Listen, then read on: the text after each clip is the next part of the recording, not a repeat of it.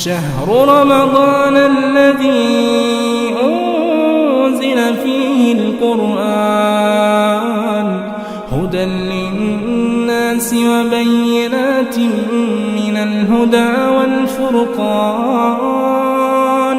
فمن شهد منكم الشهر فليصمه ومن كان مريضا أو على سفر فعدة من أيام أخر. السلام علیکم ورحمۃ اللہ وبرکاتہ. بسم اللہ الرحمن الرحیم. قرآن حکیم کے 25ویں اور 26ویں پارے کی تفسیر کا خلاصہ پیش کیا جا رہا ہے.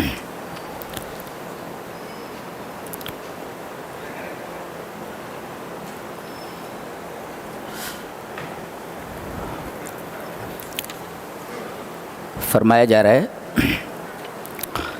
سنریہم آیاتنا فی الآفاق وفی انفسہم حتی یتبین لہم انہ الحق. قریب ہی ہم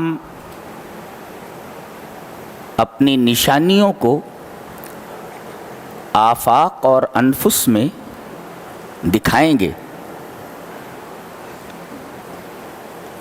تاکہ یہ بات لوگوں پر اچھی طرح واضح ہو جائے کہ قرآن نے جو کچھ بتایا ہے وہ سب حق ہے.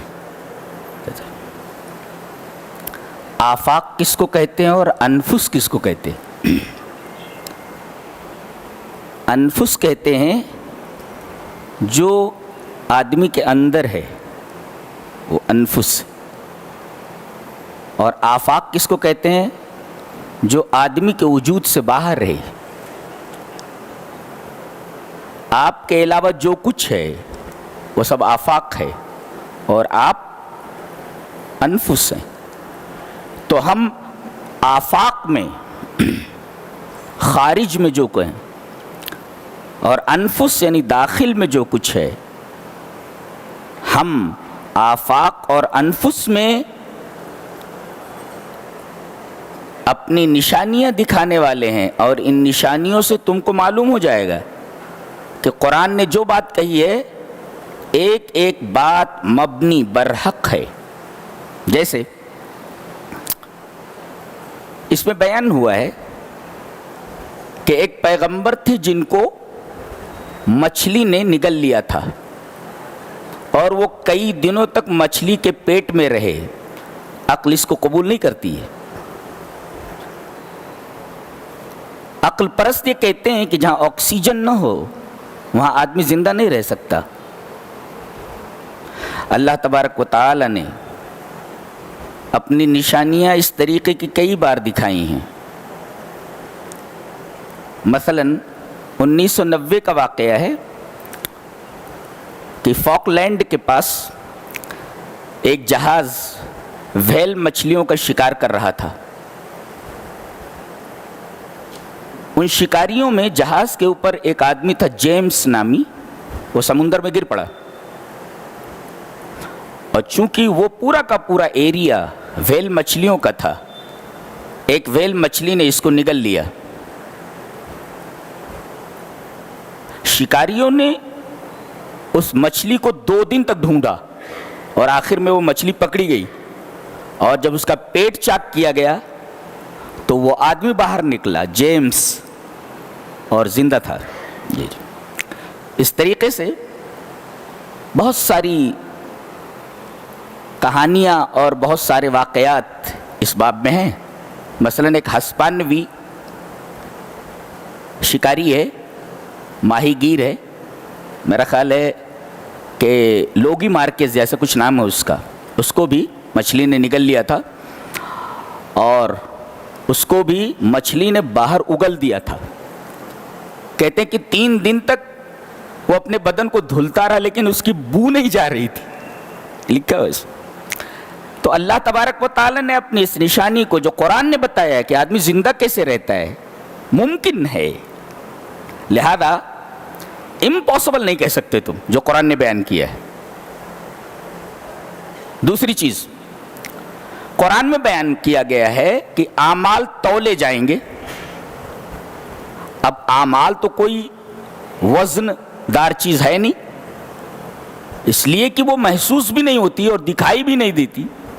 نیکی عمل یہ نہ دکھائی دیتے ہیں اور نہ محسوس ہوتے ہیں.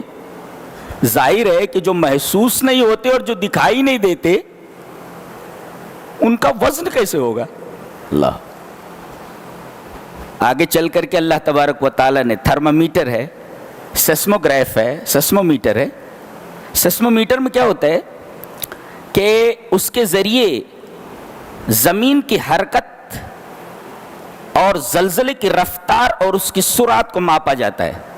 سیسموگراف یا سیسمومیٹر کو بھوکمپ ماپی کہتے ہیں سنسکرت میں.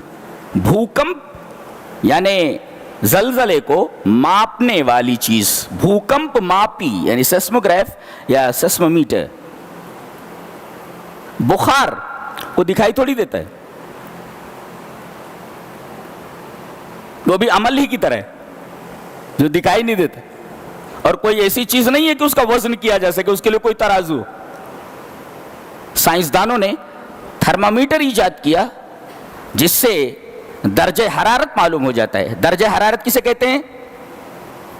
سردی یا گرمی کی شدت کتنی ہے، سردی یا گرمی کی شدت، دیٹ از کالڈ درجہ حرارت. تو اس درجہ حرارت کو، گرمی یا سردی کی شدت کو معلوم کرنے کے لیے سائنسدانوں نے ایک آلہ ایجاد کیا جس کو ہم تھرمامیٹر کہتے ہیں. اس کے ذریعے ہم درجہ حرارت کو ماپ سکتے ہیں. بخار کتنا ہے یہ معلوم ہو جاتا ہے. ظاہر ہے کہ بخار یہ کوئی ایسی چیز نہیں ہے جسے دیکھا جا سکے، جس کو وزن کیا جا سکے، لیکن وزن کیا جاتا ہے، اس کو معلوم ہو جاتا ہے کہ بخار کتنا ہے، درجہ حرارت کتنا ہے.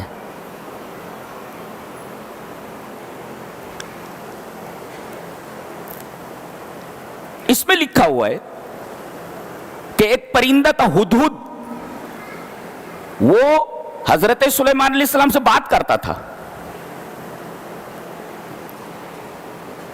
اور پرندہ بھی حضرت سلیمان کی بات کو سمجھتا تھا اور حضرت سلیمان پرندے کی بات کو سمجھتے تھے، ہدہد کی بات کو سمجھتے تھے. لوگ یہ سمجھتے تھے دیٹ از امپاسبل، ایسا کیسے ہو سکتا ہے، پرندہ کیسے بات کر سکتا ہے؟ ارے پرندے کے اندر تو جان ہوتی ہے، اس کے اندر تو جان بھی نہیں ہے. یہ موبائل بات کرتی ہے جی، موبائل کی ایجاد نے بتا دیا کہ ہدہد بات کر سکتا ہے، سمجھا جا سکتا ہے. اس کے اندر جو بھی بات سنی جاتی ہے سمجھ میں آتی ہے، اور آپ اس کے ذریعے اپنی بات دوسروں تک پہنچا سکتے ہیں، سمجھا سکتے ہیں. اس میں لکھا ہوا ہے کہ ملکہ سبا کا تخت سینکڑوں میل کی دوری سے پلک جھپکتے ہی فلسطین میں آ گیا. سبا سے فلسطین تک پلک جھپکتے ہی. ایسا لگتا ہے, it seems that is not possible, ایسا لگتا ہے جیسے یہ ممکن نہیں ہے, لیکن موبائل کی ایجاد نے بتا دیا ہے کہ یہ ممکن ہے. فرق صرف اتنا ہے کہ اس میں صرف تصویر آتی ہے ہزاروں میل کے فاصلے سے, لیکن اس میں پورا میٹر ہی آ گیا تھا. ابھی سائنس اس مقام تک نہیں پہنچی ہے کہ میٹر کو چشم زدن میں اور پلک جھپکتے ہی ہزاروں میل کے فاصلے سے چیز کو لا کر کے کسی جگہ منتقل کر دیا جائے. میٹر کو منتقل نہیں کیا جا سکتا, سائنس ابھی تک نہیں, وہاں تک نہیں پہنچی ہے, لیکن قرآن نے بتایا کہ وہ علم ایسا تھا کہ ڈائریکٹ میٹر اٹھ کر کے آ گیا تھا. ایسا ممکن نہیں ہے جی, لیکن امکان بتا دیا ہے کہ ہزاروں میل کے فاصلے سے میٹر کی تصویر آ سکتی ہے. ابھی سائنس مقام تک نہیں پہنچی ہے کہ میٹر کو ہزاروں میل کے فاصلے سے ایک جگہ سے دوسری جگہ پلک جھپکتے منتقل کیا جا سکتا ہے. انہیں جفی پلک جھپکتے ہی ایک جگہ سے دوسری جگہ تک منتقل کیا جا سکے, ایسا ممکن نہیں ہے, لیکن تصویر ہزاروں میل کے فاصلے سے پلک جھپکتے ہی انہیں جفی آ جاتی ہے. تو اس کو بھی ناممکنات کے دائرے میں نہیں لیا جا سکتا. تو جتنی بھی باتیں قرآن حکیم میں کہی گئی ہیں جو بظاہر امپاسبل معلوم ہوتی تھی, لیکن سائنسی ایجادات نے یہ بتا دیا ہے کہ یہ امپاسبل نہیں ہے, پاسبل ہیں سب. اب دیکھیے آیت کریمہ, سنوریہم آیاتنا فی الآفاق وفی انفسہم, ہم تمہارے انفس میں اور آفاق میں ہم اپنی نشانیاں دکھائیں گے ان قریب، تاکہ واضح ہو جائے کہ انہ الحق، کہ قرآن نے جو جو باتیں کہی ہیں اس کا ایک ایک لفظ مبنی برحق ہے۔ ہاں کچھ چیزیں ہیں جو ابھی ظاہر نہیں ہوئی ہیں، وہ اپنے وقت کی منتظر ہیں، وقت آئے گا تو وہ چیزیں آدمی اپنی آنکھوں سے دیکھ لے گا۔ مثلا خروج دجال، دجال کون ہے معلوم ہو جاتا ہے، وہ دابہ، وہ جو چوپایا نکلے گا زمین سے، اس وقت جو لوگ ہوں گے وہ دیکھ لیں گے۔ اسی طریقے سے حضرت عیسیٰ علیہ السلام کو نزول، جو لوگ اس وقت موجود ہوں گے دیکھ لیں گے۔ خروج یاجوج و ماجوج، یاجوج ماجوج ابھی نہیں سمجھ میں آ رہے ہیں کہ کون ہے، لیکن خروج یاجوج ماجوج اپنے وقت کا منتظر ہے، وقت آئے گا تو معلوم ہو جائے گا لوگوں کو، اچھا یہ یاجوج ماجوج ہیں، یہی ہیں جن کا بیان قرآن حکیم میں ہے کہ ایک دن وہ باہر آ جائیں گے، نکلیں گے۔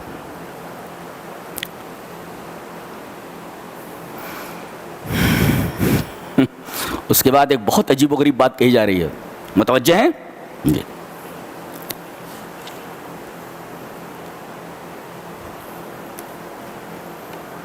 من کان یرید حرث الآخرۃ نزد له فی حرثہ ومن کان یرید حرث الدنیا نؤتہ منہا وما له فی الآخرۃ من نصیب۔ اللہ، بہت پیاری بات کہی ہے۔ یہ دنیا ایک زمین ہوتی ہے جس میں کسان کھیتی کرتا ہے، جو محسوس ہے، جسے آنکھوں سے دیکھا جا سکتا ہے، محسوس اور مشاہد ہے، سین ہے وہ۔ اور ایک زمین اور بھی ہے اسی دنیا میں، وہ انسین ہے۔ یہاں تو بیج بوئے جاتے ہیں، جو زمین حسی ہے، مشاہداتی ہے، اور ایک زمین ہے انسین، غیر حسی اور غیر مشاہداتی ہے۔ وہاں یہ بیج نہیں ڈالا جاتا، اس زمین میں نیکیاں یا برائیوں کا بیج ڈالا جاتا ہے۔ دونوں زمینیں یہی ہیں، ایک زمین حسی ہے، سین، اور ایک زمین انسین ہے، غیر حسی ہے، دکھائی نہیں دیتی، لیکن زمینیں دونوں یہی ہیں۔ جو حسی زمین ہے اس میں کسان بیج ڈالتا اور فصلیں اگتی، اور ایک زمین غیر حسی ہے، وہاں یہ بیج نہیں ڈالا جاتا، وہاں نیکیوں کا اور برائیوں کا بیج ڈالا جاتا ہے۔ اور جیسے یہ فصل اگتی ہے اور کاٹی جاتی ہے، اس کا ایک نتیجہ ہے، ایسے ہی وہ فصل بھی اگتی ہے، پکتی ہے اور کاٹی جاتی ہے، اس کا بھی ایک نتیجہ ہے۔ اچھا،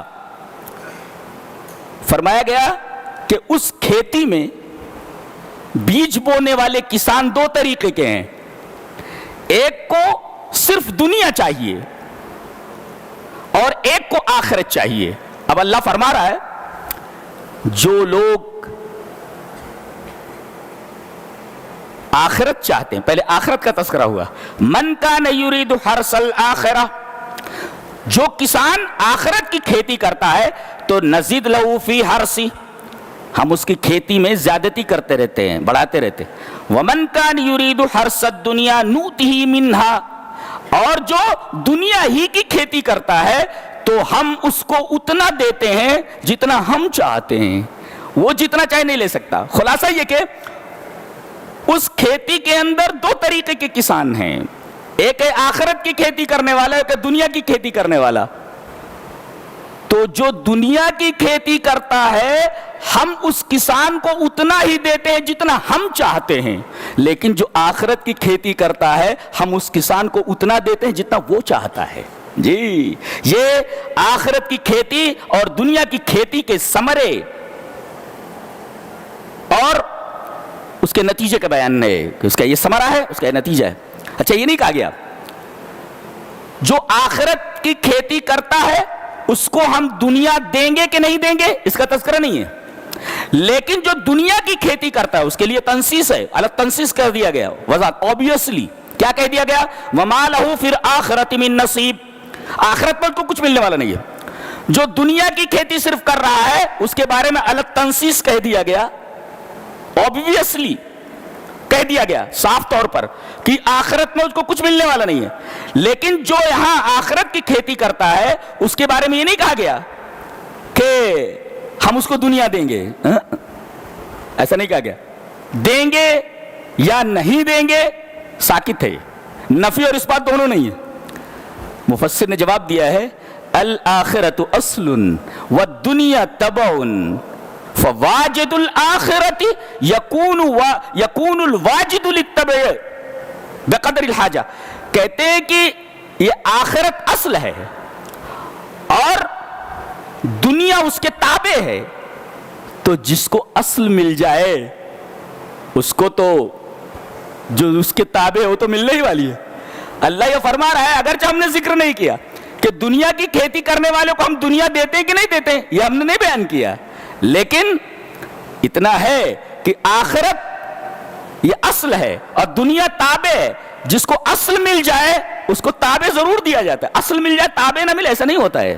اس کا مطلب یہ ہوا کہ جس کو آخرت دے دی گئی اس کو بقدر حاجت دنیا بھی دے دی جاتی ہے, لیکن جو صرف آخرت کی کھیتی نہیں کرتا, دنیا ہی کی کھیتی میں لگ جاتا ہے, آخرت میں صاف بتا دیا گیا کہ اس کا کوئی حصہ نہیں ہے.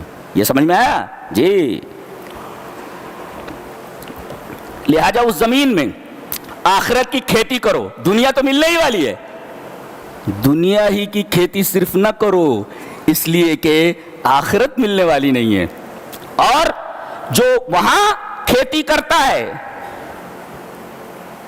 آخرت کی, تو ہم اس کو اتنا دیتے ہیں جتنا وہ چاہتا ہے, اور جو دنیا کی کھیتی کرتا ہے اس کو اتنا ہی ملتا ہے جتنا ہم چاہتے ہیں. وہ جتنا چاہے لے لے, ایسا نہیں ہوتا, ہم دیتے ہیں اس کو.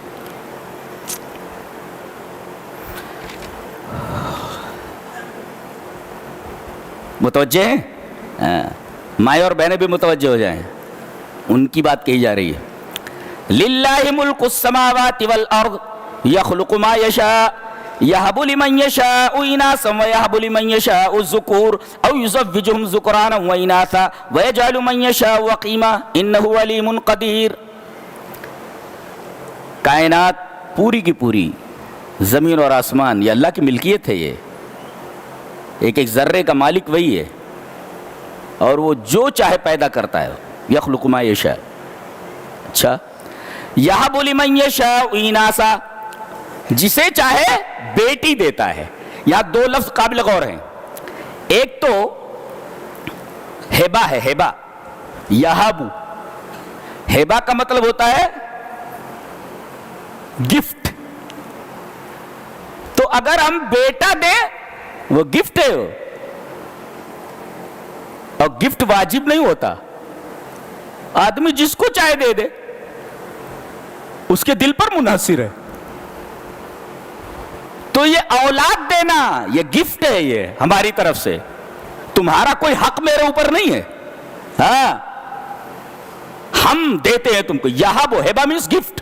یہب لمن یشاء, اور جس کو چاہتے ہیں دیتے ہیں. اس لیے کہ گفٹ جو ہوتا ہے وہ ضروری نہیں کہ حقدار کو دیا جائے.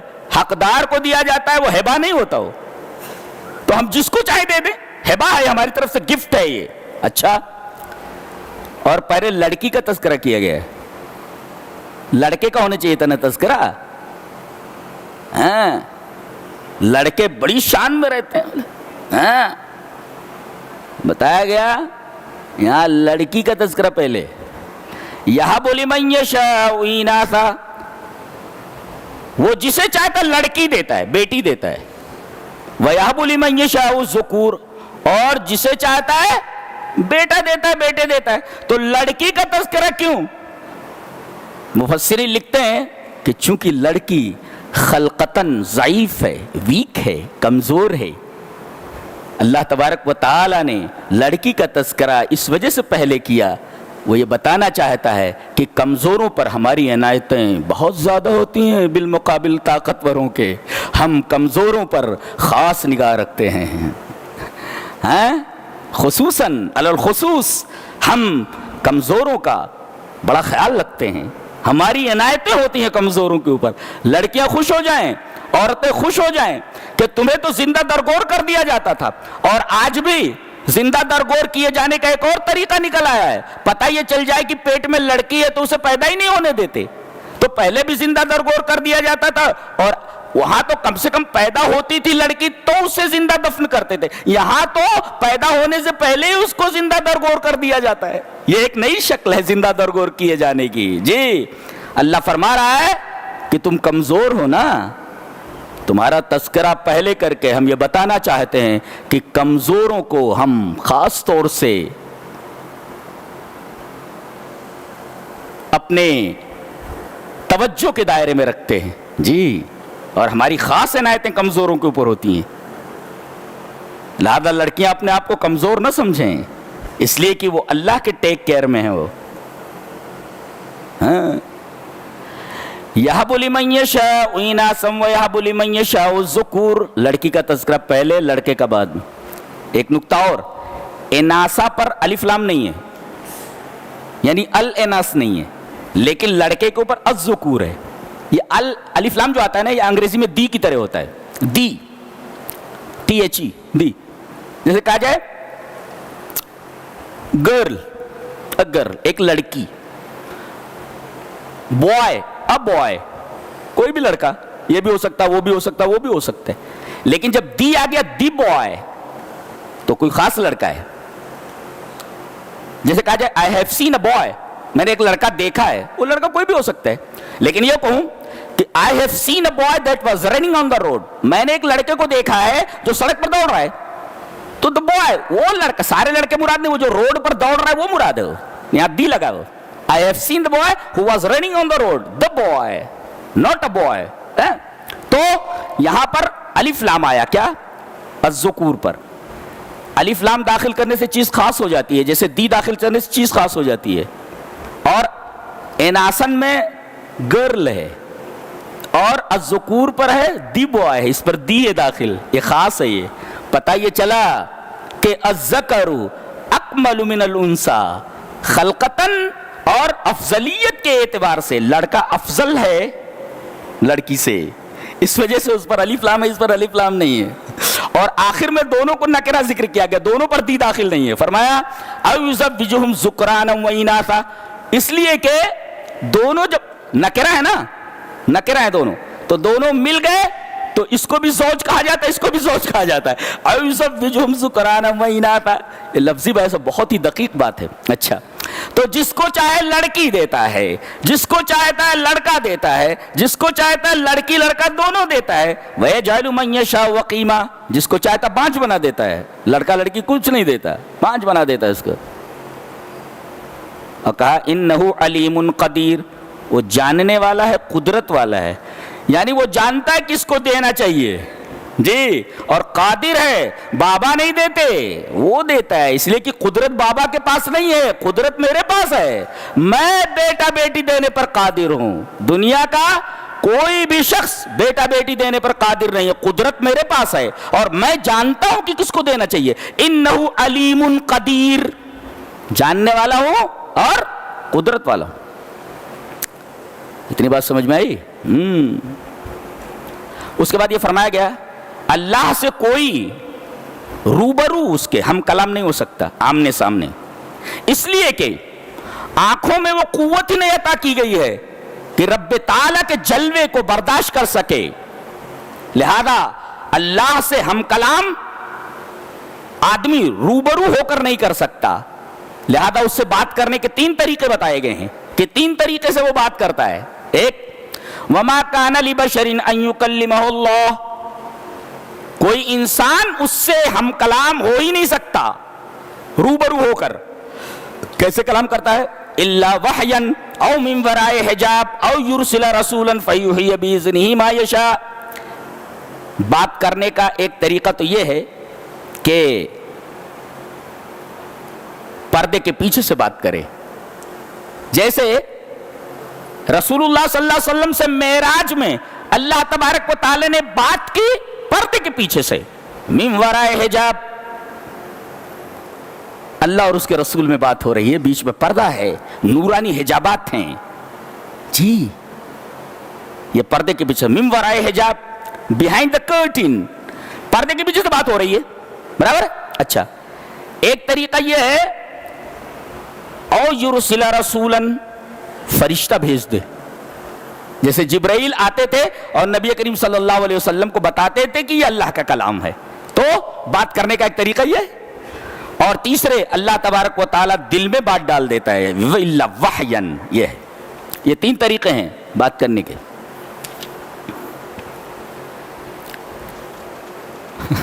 ایک بہت پیاری بات کہی جا رہی ہے کہ یہ جو لڑکیاں ہوتی نا اور عورتیں، ان کی 2 فطری حقیقتیں ہیں، 2 حقیقتیں کیا؟ أَوَمَنْ يُنَشَّأُ فِي الْحِلْيَةِ وَهُوَ فِي الْخِصَامِ غَيْرُ مُبِينٍ، ایک تو ان کی پرورش ہی زیورات میں ہوتی ہے، ایک فطری کمزوری ہے، اور ایک ہے جب وہ بحث کرتی ہیں تو استدلال ان کا بڑا کمزور ہوتا ہے۔ یہ بتائیے، واضح کرتا ہوں اس کو۔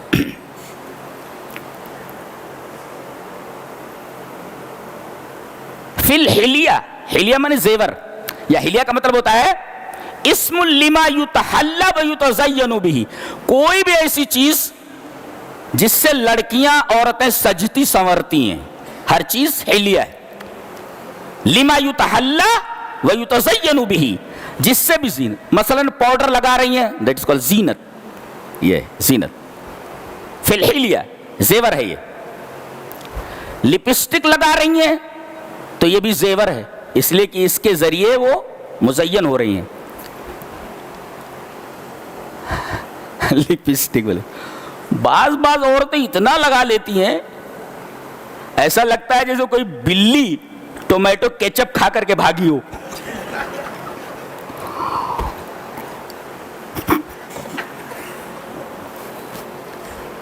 جی، تو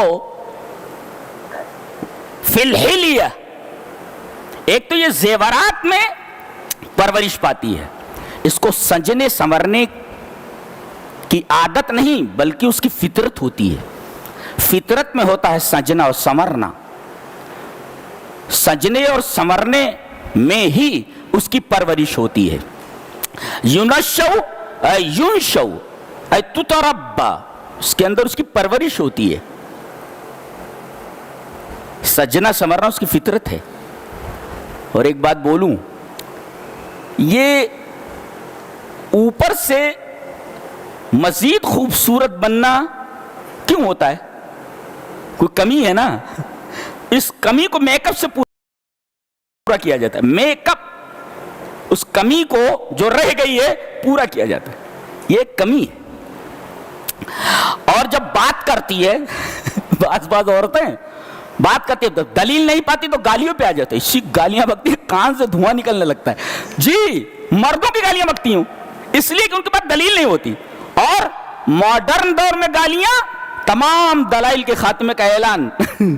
گالیوں پہ کوئی اتارا، اس کا مطلب اس کے پاس دلیل نہیں ہے، وہی کہا گیا وہ فی الخصام غیر مبین، بحث و مباحثے میں یہ سامنے والے کی دلیل کو رد نہیں کر پاتی اور نہ اپنی بات کو مکمل طور پر پیش کر پاتی ہے۔ مفسرین نے لکھا ہے یہ قاعدہ اکثری ہے، کلی نہیں ہے۔ بعض عورتیں ایسی ہوتی ہیں جو عقل میں بھی اور بولنے بھی سلیقہ گفتاری میں بھی مردوں سے کہیں بہتر ہوتی ہیں اور بڑھ کر کے ہوتی ہیں، گویا یہ قاعدہ اکثری ہے۔ بعض عورتیں میک اپ نہیں کرتی، بغیر میک اپ ہی کے وہ بہت خوبصورت دکھائی دیتی ہیں۔ جی، تو یہ قاعدہ اکثری ہے، کلی نہیں۔ اللہ نے فرمایا کہ تم کہتے ہو کہ فرشتے اللہ کی بیٹیاں ہیں، یعنی اللہ کے لیے بیٹیاں، تمہارے لیے بیٹے۔ واہ بھائی، کمال ہے۔ بولے یہ کہتے تھے کہ فرشتے اللہ کی بیٹیاں ہیں، بیٹے نہیں بولتے تھے، بیٹیاں ہیں، اس لیے کہ یہ بیٹیوں کو پسند نہیں کرتے تھے۔ تو اللہ فرما رہے جس چیز کو تم نہیں پسند کر کے ان کو اس چیز کو ہماری طرف منسوب کرتے ہو، اور جس چیز کو تم پسند کرتے ہو اسے اپنی طرف منسوب کرتے ہو، یہ عجیب بات ہے۔ اچھا، تم بیٹیوں کو اگر ملائکہ کو بیٹیاں مان رہے ہو کہ وہ اللہ کی بیٹیاں ہیں، تو پوجا کیوں نہیں کرتے، اسے زندہ درگور کیوں کر دیتے ہو؟ یعنی تمہارا عجیب و غریب مزاج ہے۔ ایک تو کہتے ہو کہ اللہ کی بیٹیاں ہیں، تو اللہ کی بیٹیوں کو زندہ درگور کیا جاتا ہے کہ تم بیٹیوں کو زندہ درگور کر دیتے ہو اور کہ تم ملائکہ اللہ کی بیٹی ہیں. یہ عجیب تضاد ہے جی. تو بعض لوگوں نے کہا ہے کہ عورتوں کے اندر یہ دونوں چیزیں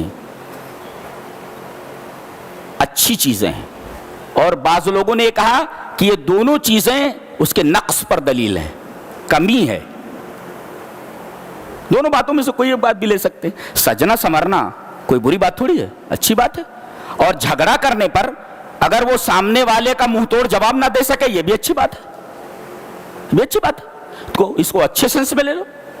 اور جن لوگوں نے یہ کہا ہے کہ سجنا سنورنا یہ نقص کی دلیل ہے, اس لیے کہ کوئی کمی ہے جس کو وہ پورا کر رہی ہے نا, تو یہ نقص ہے یہ. اور اگر کسی آدمی کی دلیل کا جواب نہ دے سکے یہ بھی نقص ہے, کسی کی دلیل کو توڑ نہ سکے اور اپنی بات کو خوش اسلوبی سے رکھ نہ سکے یہ بھی ایک طریقے کا نقص ہے. لیکن میں یہ سمجھتا ہوں کہ یہاں پر عورتوں کی تعریف کی گئی ہے, ان کی تنقیص نہیں, اس لیے کہ سجنا سنورنا یہ بہت خوبصورتی کی بات ہے, بہت اچھی بات ہے. اور اسی طریقے سے سامنے والے کو منہ توڑ جواب دینا نہیں دے پاتی ہیں یہ بھی ایک اچھی بات ہے. تو اسے اچھے سینس میں لو. اموین الشو فی الحلیۃ وهو فی الخصام غیر مبین. جی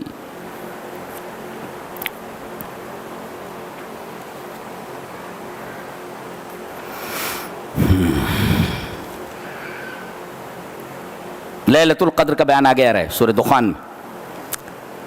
آج کیا ہوتا ہے اور اس رات کی اتنی اہمیت اور عظمت اور فضیلت کیوں ہے؟ اس لیے کہ اسی رات میں یہ نازل ہوا ہے, اور یہ رات 1000 مہینوں سے بہتر ہے. خیر من 1000 شہر. راتیں تو اور بھی ہیں, رمضان میں بھی آتی ہیں, 11 مہینوں میں آتی ہیں. یہی رات لیلۃ القدر ایک ہی رات ہے, وہ ایک ہی رات ہے. اللہ کے رسول صلی اللہ علیہ وسلم کو بتا دیا گیا تھا, حدیث موجود ہے صحیح حدیث, کہ اللہ کے رسول کو بتا دیا گیا تھا کہ آخری عشرے میں کون سی رات قدر کی رات ہے, لیلۃ القدر ہے. آپ لوگوں کو بتانے کے لیے باہر آئے کہ بتا دیں کہ ارے آخری عشرے کے اندر متعین طور پر فلاں رات ہے. باہر نکلتے ہی سب سے پہلے دیکھا کہ 2 مسلمان آستین چڑھائے ایک دوسرے کو پیٹنے کے فراق میں ہیں اور دونوں جھگڑا کر رہے ہیں. 2 مسلمانوں کو لڑتے دیکھ کر کے نبی کریم صلی اللہ علیہ وسلم نے غور کیا تو پتہ یہ چلا کہ وہ جو متعین رات تھی وہ آپ کے ذہن سے نکال دی گئی ہے ان دونوں کو لڑتے دیکھ کر کے. نقطہ یہ ملا کہ مسلمانوں کی آپسی لڑائی کا اثر صرف ان کی معاشرتی زندگی پر نہیں پڑتا بلکہ دینی زندگی پر بھی پڑتا ہے. دیکھو 2 مسلمان لڑ رہے تھے, اس کا اثر دین کے اوپر اس طرح ہوا کہ ایک متعین رات ہم لوگ جاگ لیتے, اب 5 طاق راتیں ہم لوگوں کو جاگنی پڑتی ہیں. شدت آئی کہ نہیں حکم کے اندر؟ آپ بتانے کے لیے نکلے تھے اور دونوں آدمیوں کو لڑتے دیکھ کر کے آپ کے ذہن سے متعین رات جو تھی اس کی تعین نکال دی گئی. تو مسلمانوں کا آپس میں لڑنا اس کا اثر صرف ان کی معاشرتی زندگی پر نہیں پڑتا بلکہ ان کی دینی زندگی پر بھی پڑتا ہے. احکام میں سختی ہو جاتی ہے. دیکھو حکم میں سختی آ گئی, ایک متعین رات تھی, اب 5 طاق راتیں جاگیے, پتہ نہیں کون سی رات ہے وہ. بعض لوگ کہتے ہیں غالب گمان یہ ہے کہ 21ویں ہے, بعض لوگ کہتے ہیں غالب گمان یہ ہے کہ وہ 23ویں ہے, آج کی رات ہے. بعض لوگ کہتے ہیں غالب گمان یہ کہ 27 ہے. متعین تو نہیں ہے نا, شیور تو نہیں ہے. لہذا یہ کہنے کے لیے کہ یہی رات ہے دلیل چاہیے, یہی رات ہے اس کی کوئی دلیل نہیں ہے. تو یہ رات 1000 مہینوں کے برابر کیوں ہے؟ اس لیے کہ قرآن کا نزول اسی رات میں ہوا ہے. تو بتائیے یہ قرآن کتنا باعظمت ہے اور اللہ تبارک و تعالی نے اس کو کتنا عظیم قرار دیا ہے، آپ اندازہ نہیں لگا سکتے. انا انزلناہ فی لیلۃ مبارکۃ، یہ رات بہت مبارک ہے. مبارک کا مطلب ہوتا ہے کثرت الخیر و دوامہ. کیا مطلب؟ بہت زیادہ خیر مل جائے. تو کتنا خیر لینا ہے آپ کو؟ 1000 مہینوں کے برابر تو یہ اب کتنا آپ کو برکت چاہیے؟ لیلۃ مبارکۃ، بابرکت رات ہے یہ. ایک رات یہ برابر ہے 1000 مہینوں کے. یہ برکت، کثرت الخیر، نیکیوں کی کثرت، وہ دوامہ، اور یہ برکت دوامی ہے.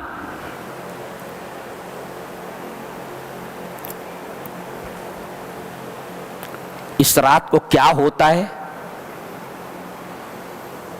جبرائیل علیہ السلام فرشتوں کے ساتھ اترتے ہیں اور اتنی کثرت ہوتی ہے فرشتوں کی کہ زمین کا کوئی چپا ان سے خالی نہیں ہوتا، زمین تنگ ہو جاتی ہے. اللہ کے فرشتے اتنے. ایک تو یہ ہے، اور جبرائیل علیہ السلام اترتے ہیں جو اس قرآن کو لائے ہیں. جی انا انزلناہ فی لیلۃ القدر وما ادراک ما لیلۃ القدر لیلۃ القدر خیر من الف شہر تنزل الملائکۃ والروح. ملائکہ اترتے اور روح. کون روح؟ حضرت جبرائیل علیہ السلام. اللہ، اس رات کو جبرائیل آ رہے ہیں. جبرائیل فرشتے ہیں، پتہ نہیں کہاں ہیں وہ لوگ. آج رات کو وہ اتر رہے ہیں سب. اگر تاک رات ہے تو اتر رہے ہیں سب. حضرت جبرائیل آ رہے ہیں. کیوں؟ اس لیے کہ وہی تو یہ لایا ہے، 23 سالوں میں لے کر کے اترا ہے. تو وہی فرشتوں کے ساتھ آ رہا ہے، اور اتنے فرشتوں کے ساتھ آ رہا ہے کہ زمین تنگ ہو جا رہی ہے. قدر کا ایک مطلب ہوتا ہے عزت، یعنی عزت والی رات ہے لیلۃ القدر. اور ایک ہوتا ہے قدر کا مطلب ہوتا ہے تنگی. عجیب بات ہے، یعنی زمین تنگ ہو جاتی ہے. یہ رات تنگی کی رات ہے، یعنی اتنی زمین تنگ ہو جاتی ہے کہ کہیں بھی تل رکھنے کی جگہ نہیں رہتی، فرشتہ وہاں موجود ہوتا ہے. وما یعلم جنود ربک الا ھو. تمہیں معلوم نہیں کہ اللہ کے لشکر کتنے ہیں. جی اللہ کے لشکر کتنے. اچھا، اس رات کو اور کیا ہوتا ہے؟ یہ ایک رات 1000 مہینوں کے برابر. یہ بابرکت رات مبارک. جبرائیل علیہ السلام آ رہے ہیں، تیسرے فرشتے اتنے آ رہے ہیں کہ زمین کا کوئی چپا خالی نہیں ہوتا. اور فیہا یفرق کل امر حکیم. یہ بڑی عجیب و غریب بات ہے. اسی رات کو ہر معاملے کا فیصلہ کر دیا جاتا ہے. ملک الموت کو لسٹ تھما دی جاتی ہے کہ اس سال میں فلاں مہینے کی فلاں تاریخ کو یہ آدمی اٹھا لیا جائے، اگلا رمضان نہ دیکھنے پائے. اٹھا لیا جاتا ہے، لسٹ تھما دی جاتی ہے ان کو. اگلا رمضان نہیں دیکھ پائے گا. یہ روزی بانٹنے والے فرشتوں کو لسٹ تھما دی جاتی ہے. فلاں تاریخ کو اس شخص کو اتنا ہی ملنے والا ہے، اس سے زیادہ نہیں مل سکتا. جی تو اس کے اندر ہر حکیمانہ فیصلے کر دیے جاتے ہیں. فیہا یفرق کل امر حکیم.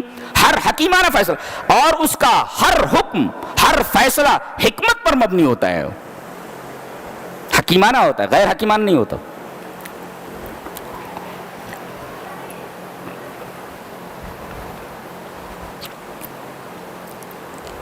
اس کے بعد فرمایا گیا فَارْتَقِبْ يَوْمَ تَأْتِي السَّمَاءُ بِدُخَانٍ مُبِينٍ. یہ 2-3 باتیں اس سورہ کریمہ میں بہت غور سے سننے کے لائق ہیں.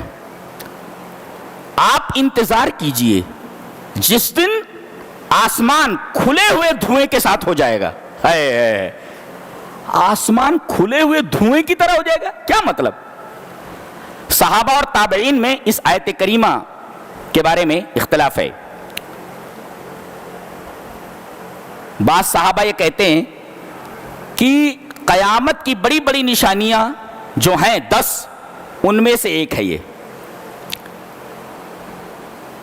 خروج دجال، خروج یاجوج ماجوج، نزول عیسیٰ مسیح، اور دابہ، زمین سے چوپایا نکلے گا جو لوگوں سے بات کرے گا. 3 جگہ زمین دھنس جائے گی، جزیرت العرب میں، اور ایک مشرق میں اور ایک مغرب میں. اور یمن سے ایک آگ اٹھے گی اور ایک جو ہے یہ دخان ہے، دھواں، یہ دھواں، یہ دھواں آئے گا تو کیا مطلب ہوگا اس کا کیا اثر ہوگا؟ کہتے ہیں کہ مومن کو اس دھوئیں سے صرف ایسا لگے گا جیسے اسے ہلکا کا زکام ہو گیا ہے. اچھا، اور کافر جب اس دھوئیں کو اپنے اندر لے گا تو اس کے ہر مسام سے، جہاں سے پسینہ نکلتا ہے، جہاں سے اندر کی چیز باہر نکلتی ہے، سب سے یہ دھواں نکلے گا اسے اندر جا کر کے کافر سے، چاہے وہ کافر ہو چاہے منافق ہو. تو یہ وہ دھواں ہوگا جو قرب قیامت میں 10 نشانیوں میں سے ایک نشانی ہے. اچھا، بعض لوگ یہ کہتے ہیں، بعض صحابہ اور تابعین، کہ نبی کریم صلی اللہ علیہ وسلم نے بد دعا کی تھی مکہ والوں کے لیے کہ اے اللہ ان کے اوپر عذاب نازل کر دے.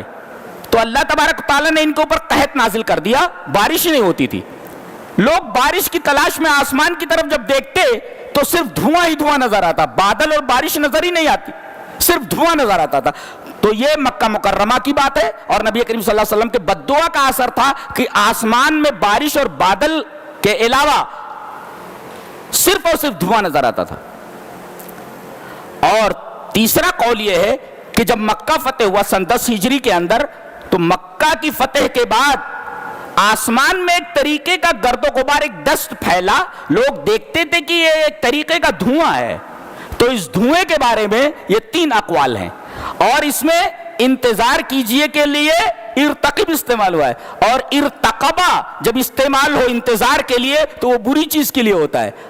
جی، ارتقاب جو ہوتا ہے بری چیز کے انتظار کے لیے استعمال ہوتا ہے عربی میں. اچھا،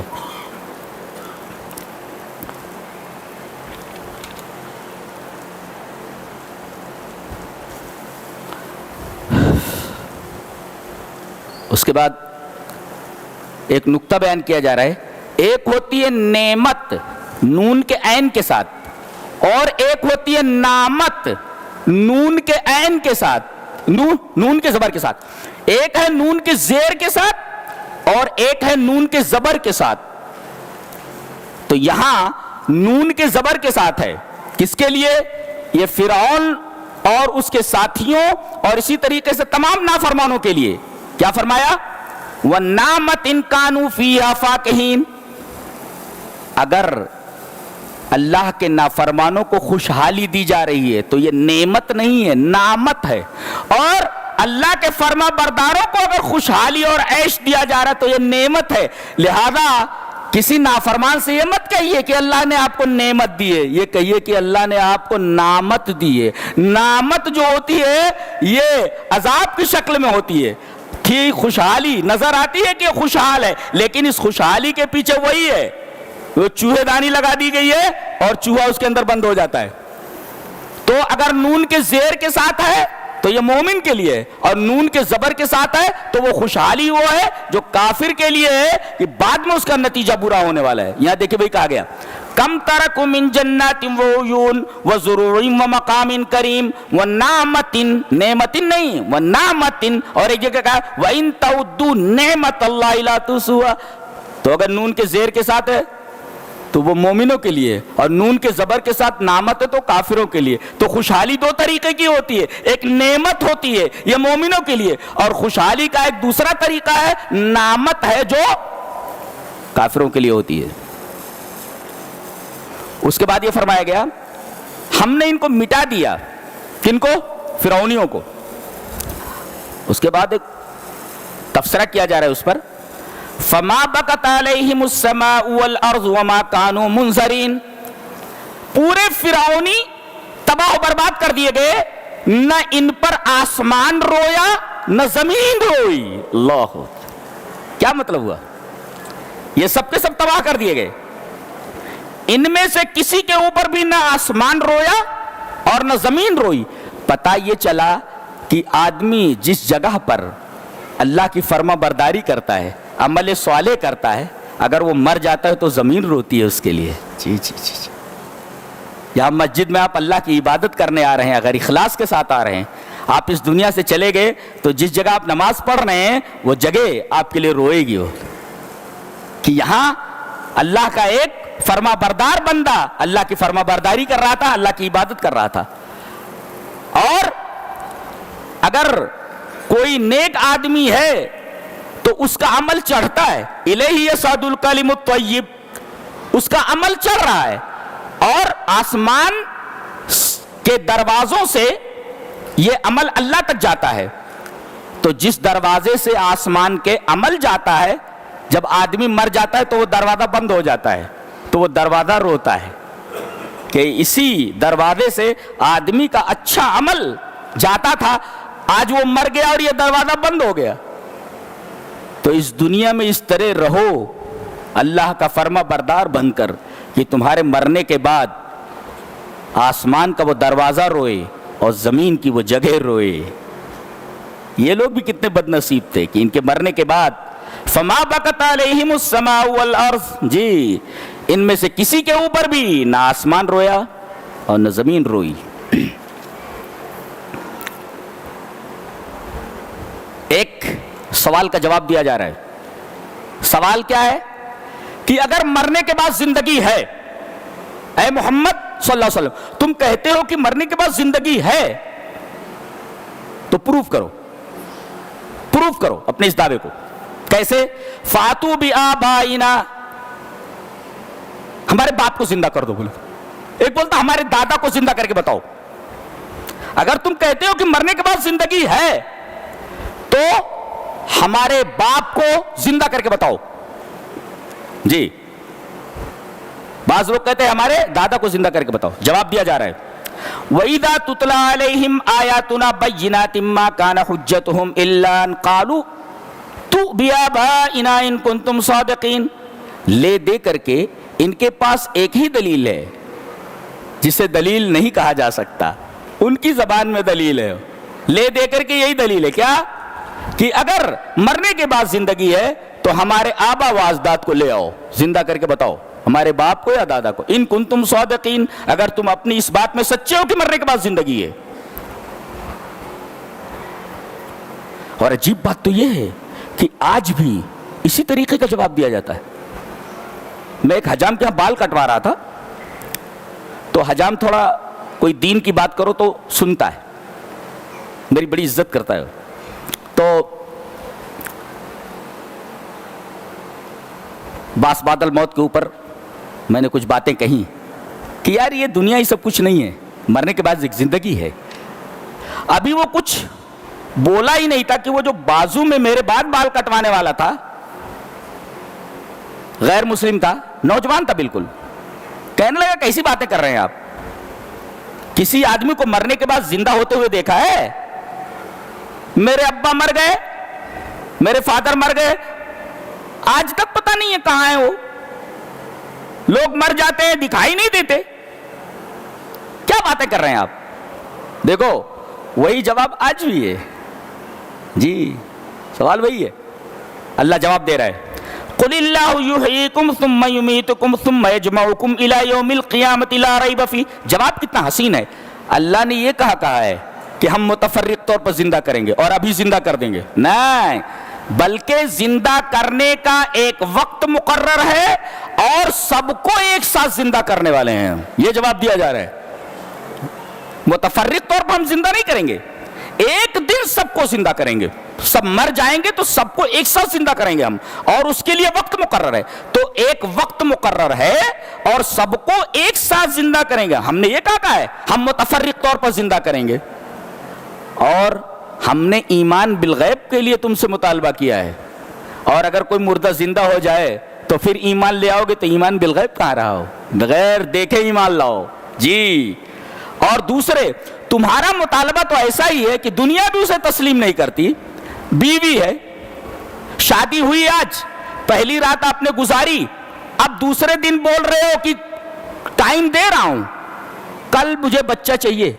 دنیا یہی کہے گی کہ یہ آدمی پاگل ہے. یہ اس لیے کہ حمل کا ایک وقت مقرر ہے, بچہ پیدا ہوگا اس کے لیے ایک دورانیہ ہے, ایک پیریڈ ہے, اور اس کے لیے وقت مقرر ہے, ٹائم چاہیے اس کے لیے.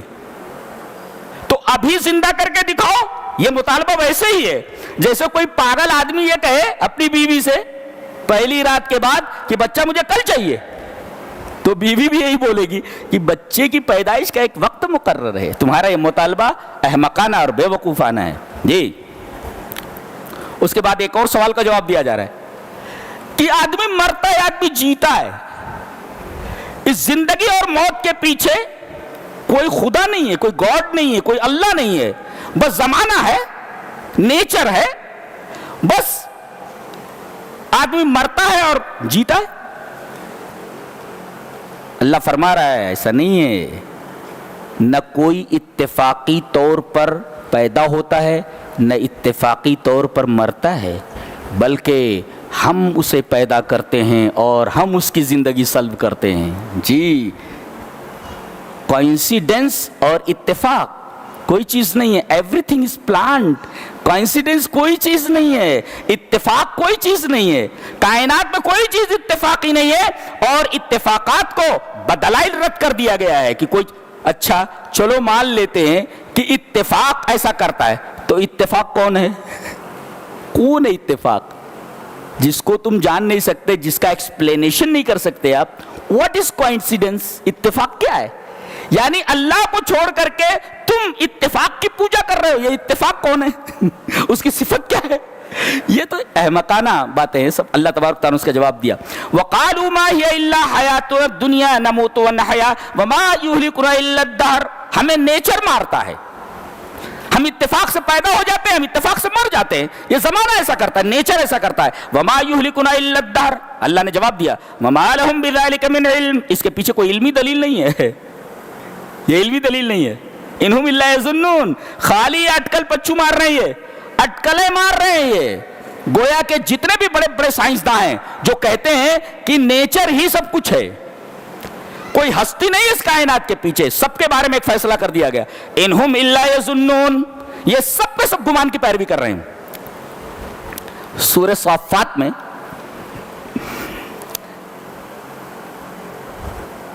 مشرکین سے ایک سوال کیا گیا ہے، تم کہتے ہو کہ یہ فرشتے اللہ کی بیٹیاں ہیں۔ سوال سنو، دعویٰ کیا ہے مشرکین کا؟ فرشتے اللہ کی بیٹیاں ہیں۔ اچھا بیٹیاں ہیں یہ، اب کہا جا رہا ہے اشہدوا خلقہم، اللہ جب فرشتوں کو بیٹیاں پیدا کر رہا تھا تو تم وہاں حاضر تھے؟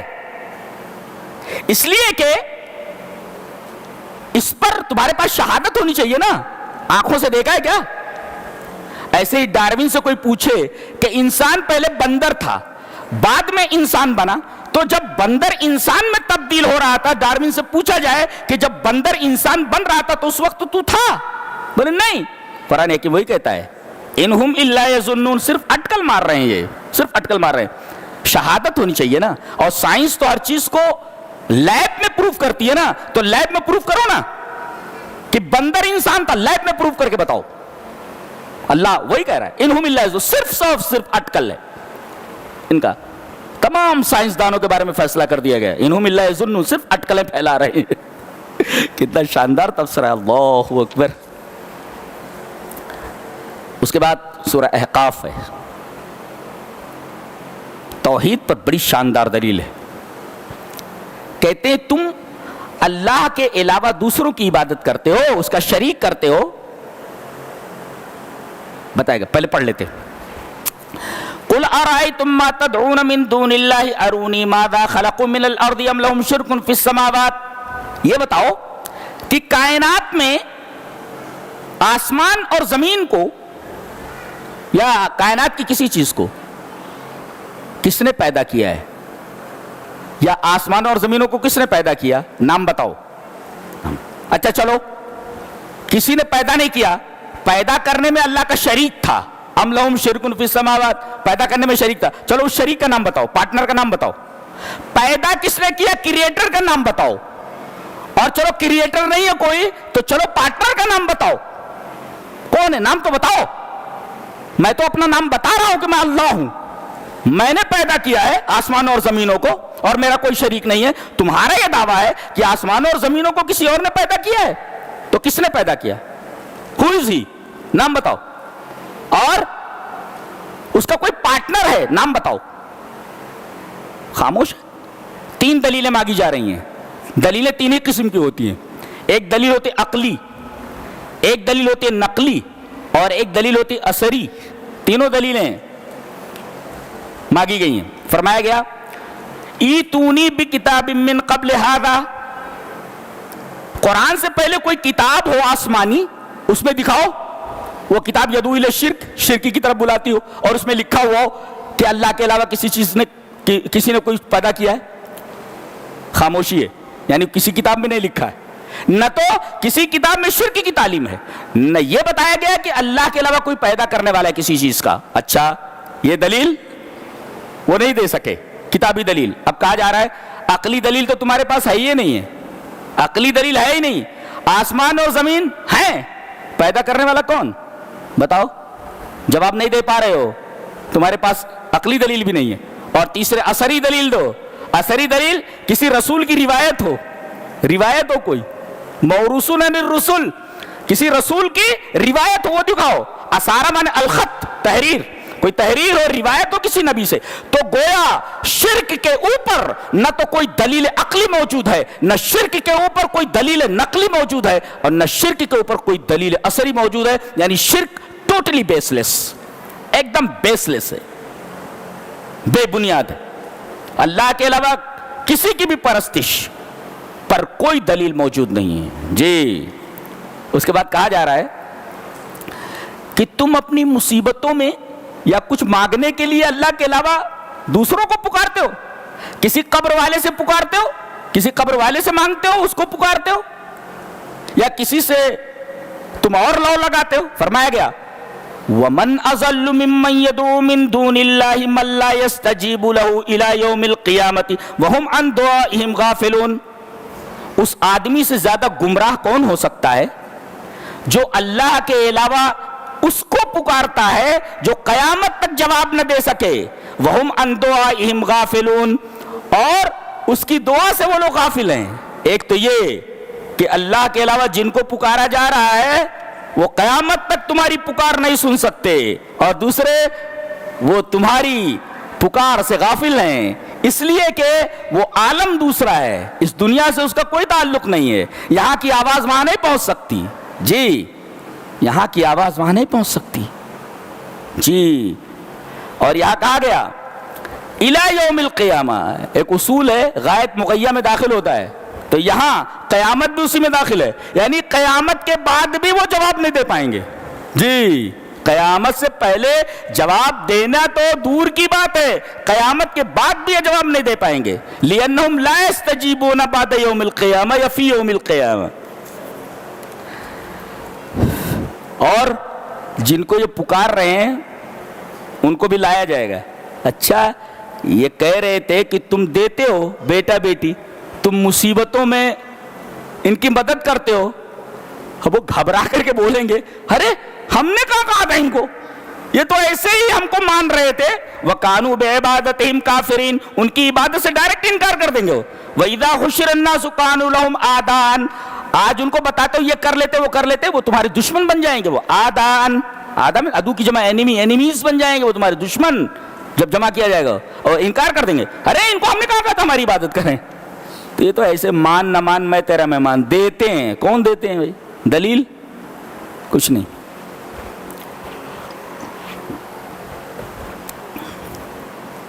ایک ہے بیچارہ اس کی تبلیغ کرتا رہتا ہے کہ دوسرے لوگ بھی دیتے ہیں. اللہ کیسے کیسے لوگ ہیں دنیا میں. ایک بات یاد رکھو، کتنے بھی گناہ لے کر کے جاؤ بخشش کا امکان ہے. اگر شرک لے کر کے گئے ہو نو کمپرومائز، ڈائریکٹ جہنم. ایک بات اچھی طرح یاد کر لو، شرک پر کوئی کمپرومائز نہیں. جی جی جی گناہوں پر کمپرومائز ہے. نبی کی سفارش کے دائرے میں آ جائے گا بخش دیا جائے گا، نہیں آئے تو اللہ اپنے رحم سے بخش دے گا. لیکن اگر شرک کر کے گیا ہے نو کمپرومائز. ان اللہ لا یغفر ان یشرک بہ، اللہ شرک کرنے والے کو کبھی نہیں بخشتا.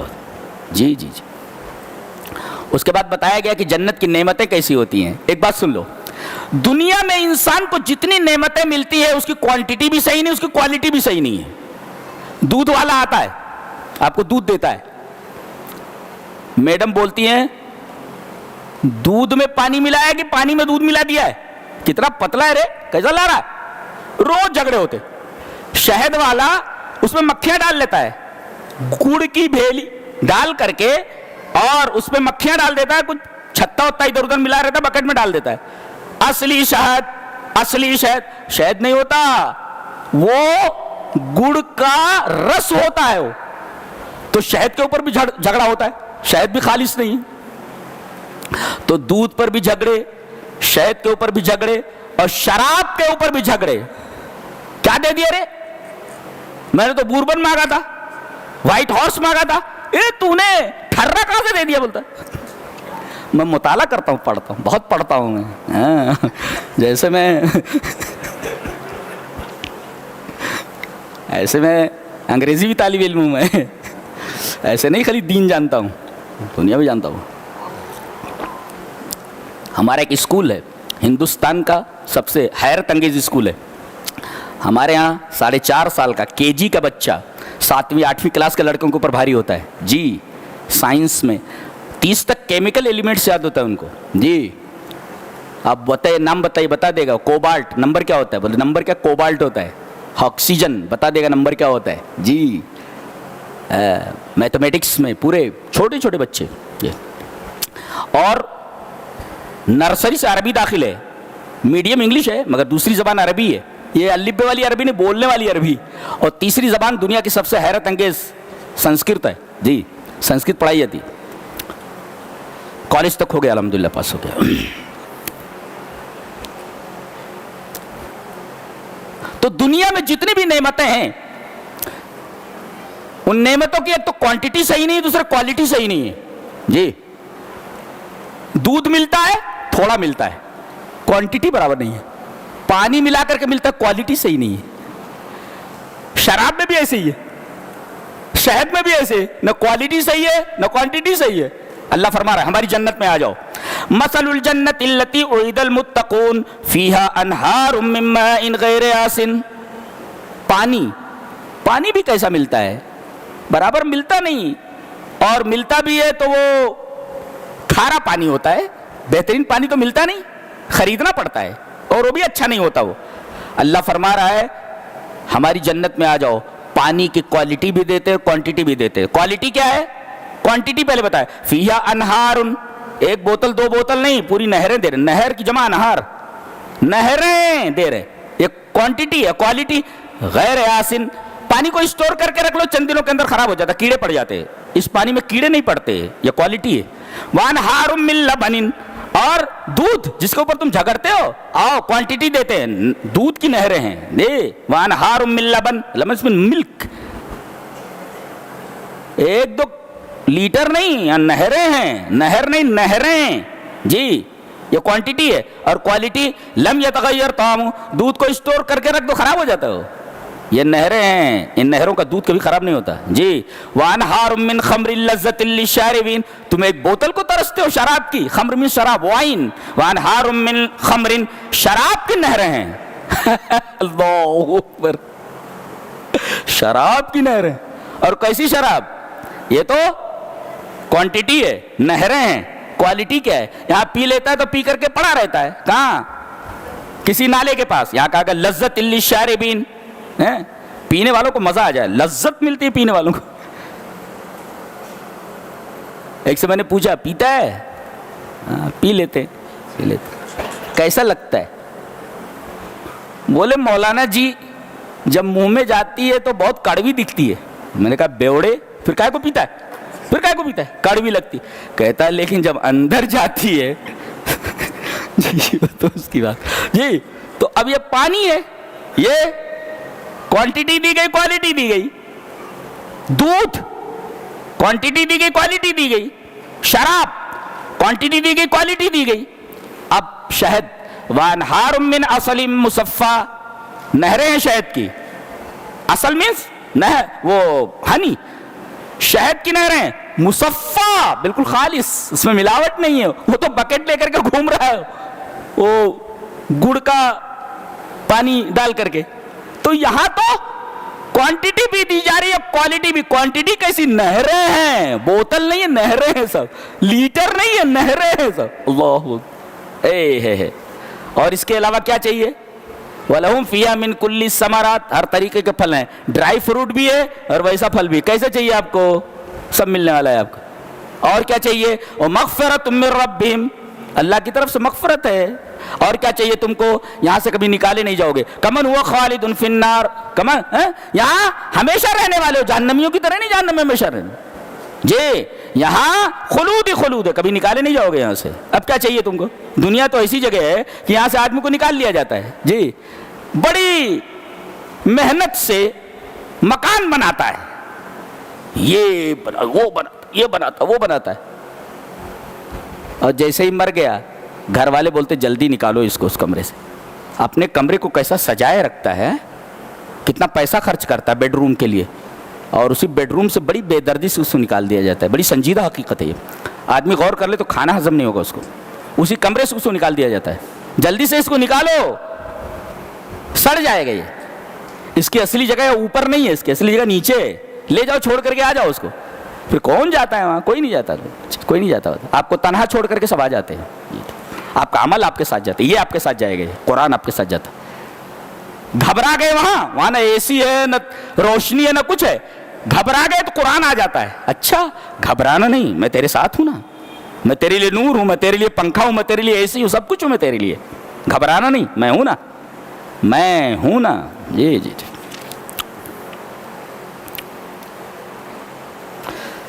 अल्लाहु अकबर। बड़ी प्यारी बात कही जा रही है। इन्ना फतहना लका फतहम मुबीना, हमने आपको फतह मुबीन दिया। बहुत गौर से सुनिए। नबी करीम सल्लल्लाहु अलैहि वसल्लम ने ख्वाब में देखा कि आप उम्रे के लिए गए हैं, सहाबे कराम को तैयार कर। नबी का ख्वाब सच्चा होता है। तैयार हो गए 1400 सहाबा, 1400 सहाबा तैयार हुए,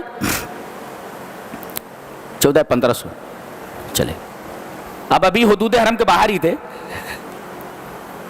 मैं हरम से एक दफ़ा आ रहा था तो हुदैबिया के मकाम पर, ये सामने वादी उस्फान है जहाँ नबी करीम सल्लल्लाहु अलैहि वसल्लम ऊँट चराने बनाने के लिए आते थे, और ऐसे घिरा हुआ है वो।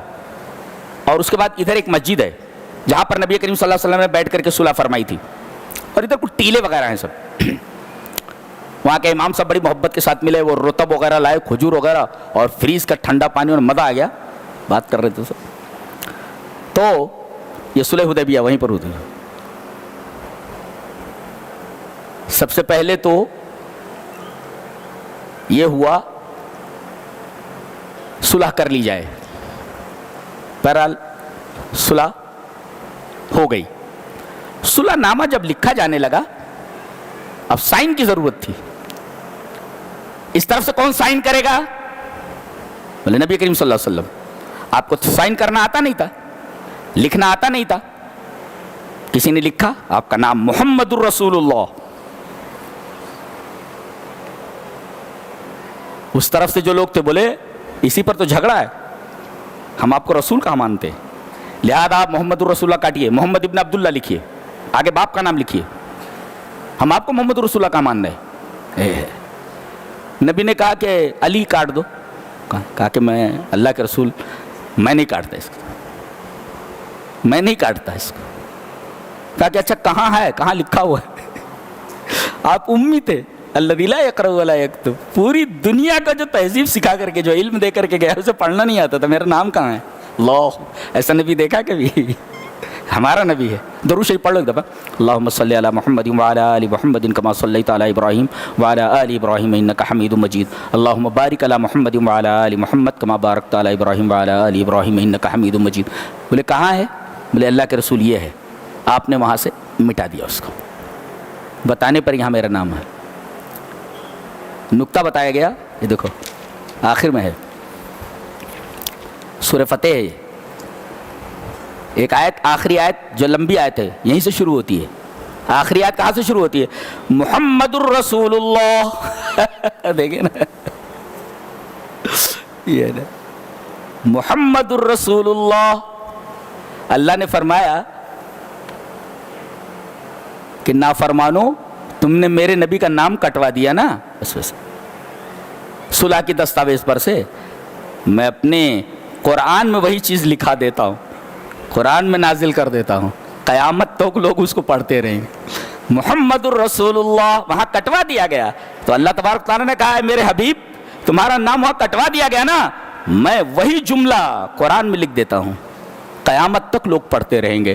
محمد الرسول اللہ، اے قرآن بتاتا ہے ہمارے نبی کی عظمت کیا ہے، ہمارا نبی کتنا عظیم ہے۔ اللہ محمد الرسول اللہ، میرے حبیب تیرا نام کٹوا دیا گیا نا، میں تیرا نام یہاں لکھ دیتا ہوں، اور وہ بھی ابن عبداللہ کے ساتھ نہیں، تیری پہچان تو رسول اللہ کے ساتھ ہے، تیری پہچان عبداللہ کے ساتھ نہیں ہے، تیری پہچان اس وجہ سے نہیں کہ تو ابن عبداللہ ہے، تیری پہچان حقیقی یہ ہے کہ تو رسول اللہ ہے، تو میں محمد الرسول اللہ لکھ دیتا ہوں اور قیامت تک اس کو پڑھتے رہیں گے۔ جی یہ سب سے بڑی فتح ہے یہ، جی اسی وجہ سے اللہ نے شروع میں فتحنا لکا فتح مبینہ کہا، اور آخری آیت محمد الرسول اللہ سے شروع ہو رہی ہے۔ کچھ سمجھ میں آیا؟ ہاں، انا فتحنا لکا فتح مبینہ، یہ صلح حدیبیہ کے اندر جو صلح تھی اس کی بات ہو رہی ہے۔ بظاہر ایسا لگا جیسے دب کر صلح ہو رہی ہے، ان سال چلے جائیے، ہم آپ کو عمرہ نہیں کرنے دیں گے، طواف نہیں کرنے دیں گے۔ اچھا جہاں یہ مسجد بنی ہوئی جس کا تذکرہ بھی میں کر رہا تھا، حدود حرم اس سے 100 قدم کے اوپر ہے، حرم کے حدود وہاں سے شروع ہوتے ہیں۔ ہم کو نظر آ ہمارا ایک کھمبا گڑا ہوا ہے، لوگوں نے بتایا کہ دیکھیں حدود حرم یہاں سے شروع ہوتا ہے، ادھر سے آگے سے جہاں کھمبا گڑا ہوا ہے، ہم حدود حرم سے باہر ہیں۔ فیصلہ اور صلح یہی ہوئی تھی جہاں پر وہ مسجد بنی ہوئی ہے۔ جی تو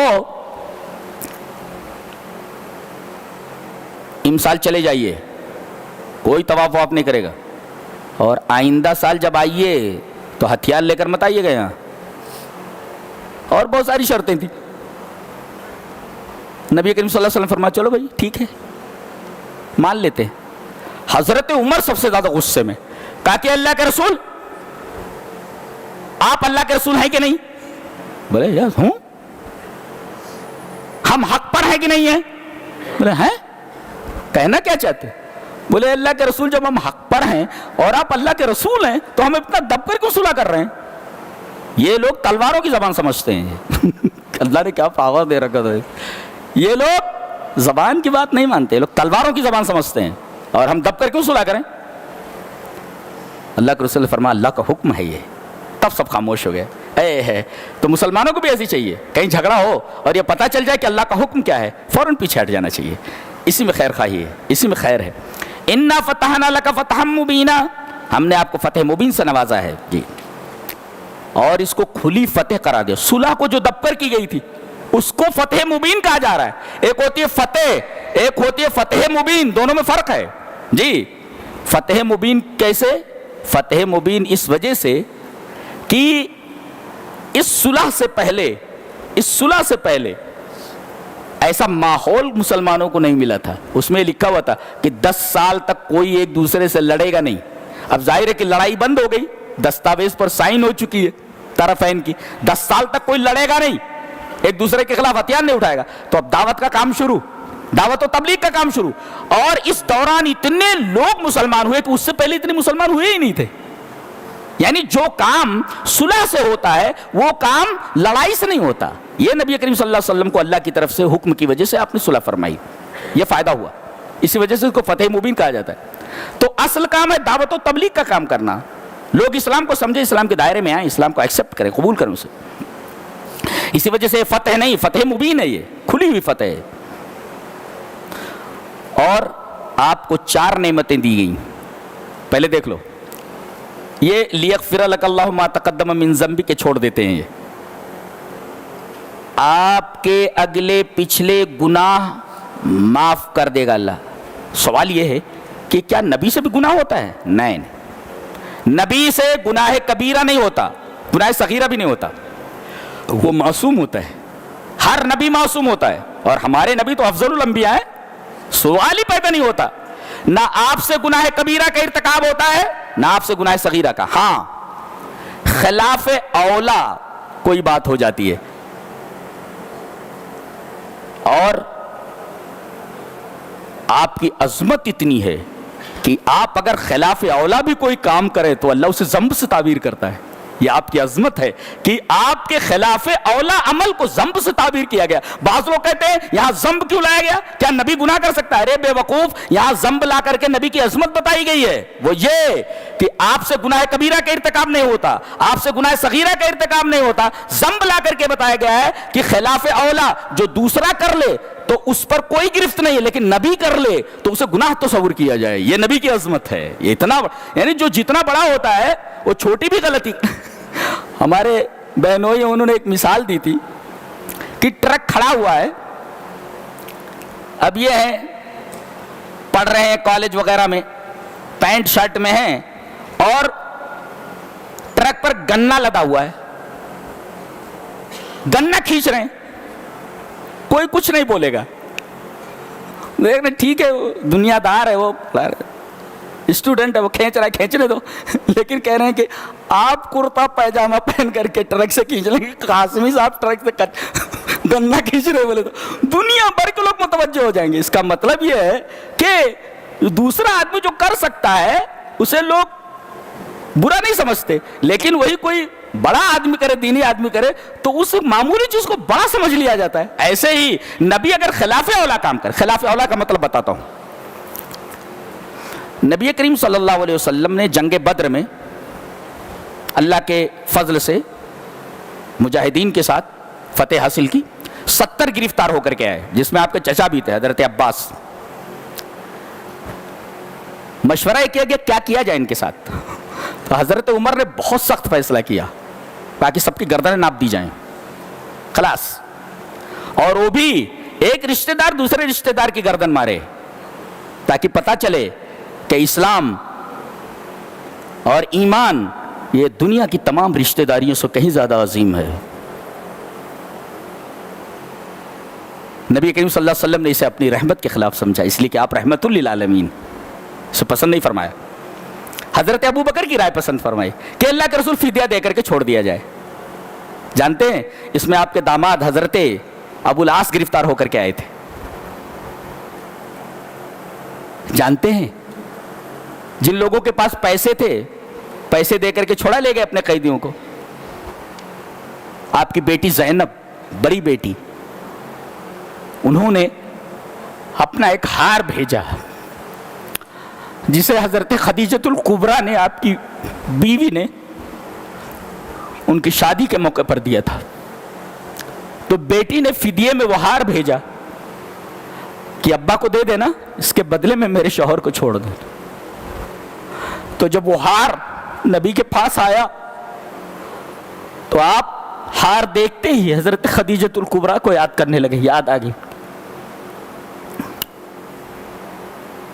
اور آپ نے صحابہ سے کہا کہ اگر تم لوگ کہو تو میں ابو العاص کو ویسے ہی چھوڑ دیتا ہوں, اس ہار کی ضرورت نہیں مجھے. کہا کہ اللہ کے رسول جیسا مناسب سمجھے. تو اس میں آپ کے داماد بھی آئے تھے ابو العاص, اس وقت ایمان نہیں لائے, بعد میں ایمان لے کر آئے. کہا کہ اللہ کے رسول میں ایمان لا سکتا تھا یہاں, مگر اس وجہ سے کہ لوگ یہ نہ کہیں کہ ڈر کر کے ایمان لے آیا ہوں, آپ نے چھوڑ دیا, اس کے بعد اب ایمان لے کر کے آتا ہوں. یہ تھے مسلم, یہ آپ کے داماد ہیں حضرت ابو العاص. فدیہ دے کر کے چھوڑ دیا جائے, یہ فیصلہ ہوا تھا. لِيَغْفِرَ لَكَ اللَّهُ مَا تَقَدَّمَ مِن ذَنبِكَ وَمَا تَأَخَّرَ. اچھا, حضرت عمر کا جو فیصلہ تھا وہی اللہ چاہتا تھا کہ سب کی گردن مار دی جائیں, اس لیے کہ ہتھیار اصل نہیں ہوتے, ہتھیار اٹھانے والے ہاتھ اصل ہوتے ہیں. ہاتھ ہی کاٹ دو نا, ہتھیار کیا کرے گا. لیکن حضرت ابو بکر کے مشورے پر آپ نے کہا کہ سب کو فدیہ لے کر کے چھوڑ دیا جائے. اللہ کو یہ پسند نہیں تھا, لہذا آپ کو ڈانٹ پلائی گئی کہ سب کو قتل کر دینا. دیکھیے خلاف اولا کام ہے, گناہ نہیں ہے یہ, لیکن اولا کے خلاف ہے. بہتر یہ تھا کہ گردن ناپ دی جاتی, لیکن آپ نے خلاف اولا پر عمل کیا تو ذنب سے تعبیر کیا گیا. دیکھو یہ گناہ نہیں ہے کوئی, نہ بڑا نہ چھوٹا, صرف خلاف اولا بات ہے. خلاف اولا کا مطلب سمجھ میں آیا, بہتر کے خلاف. جی, تو آپ سے گناہ نہیں ہوتا. پہلے کا گناہ بعد کا گناہ کیا مطلب؟ قبل الرسالت, رسول بننے سے پہلے آپ کی ساری خطائیں معاف کر دی گئی, اور رسول بننے کے بعد قیامت تک یعنی آپ کی زندگی تک تمام گناہ معاف کر دیے گئے.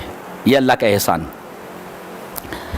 اتمام نعمت، وہی تم نعمت، اتمام نعمت کا مطلب یہ ہے کہ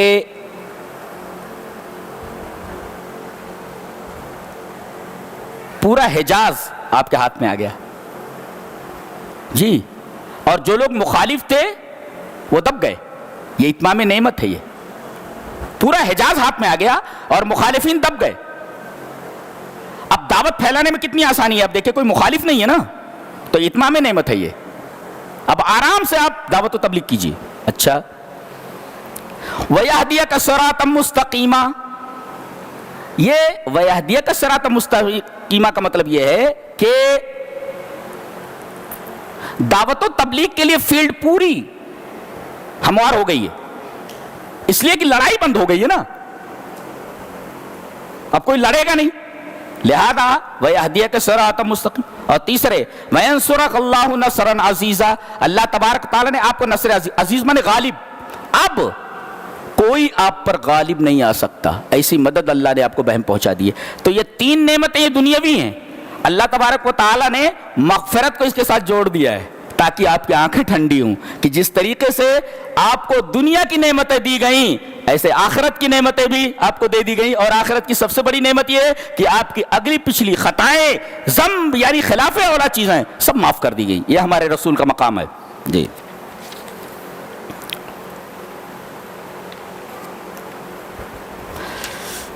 محمد الرسول اللہ کا مطلب تو آپ نے سمجھ ہی لیا. دیکھو ایک بات کہی جا رہی ہے کہ صحابہ ایسے ہیں